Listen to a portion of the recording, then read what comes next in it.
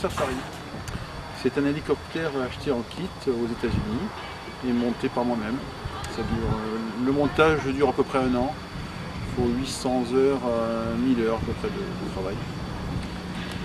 Et ça s'appelle un hélicoptère en kit, mais en fait il y a quand même beaucoup de travail. Toutes les tôles ici là, sont à faire sur nous. On reçoit des grandes tôles plates avec des schémas de montage. Par contre tout le reste des tubes, ça j'ai fait sur là. On parle un petit peu du moteur, très succinctement. C'est un moteur d'avion, en fait, un Lycoming 160 chevaux qu'on trouve sur beaucoup d'avions d'aéroclub. C'est le moteur à piston le plus fiable aujourd'hui. C'est le seul moteur à piston qui a atteint la fiabilité d'une turbine. Le moteur a été légèrement modifié par rapport au moteur d'avion.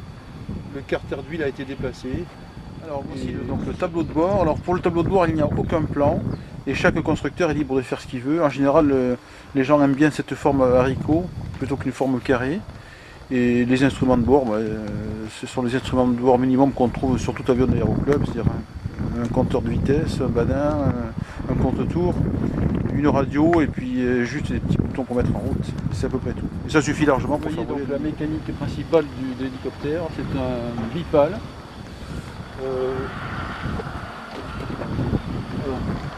Vous voyez comment ça marche. Avec ces leviers, le marche à balai, on fait bouger l'orientation des pales, ce qui permet de monter, de descendre ou d'orienter l'hélicoptère vers la droite, vers la gauche ou vers l'arrière. Donc avec les palonniers, c'est-à-dire les pédales qu'on voit ici,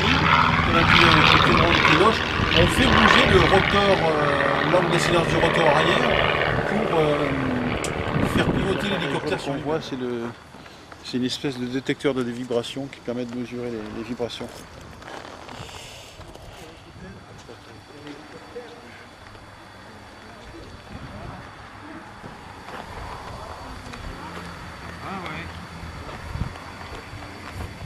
Donc on vient vérifier l'état des poils et puis les niveaux d'huile, le niveau de la boîte de vitesse qu'on voit ici là, une espèce de lucarne.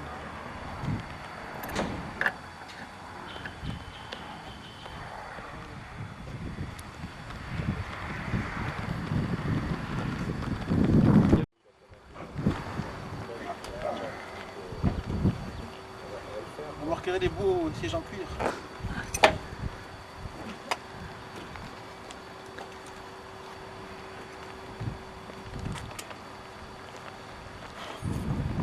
Alors on va mettre en route, on met 8 injections pour mettre de l'essence dans le carburateur.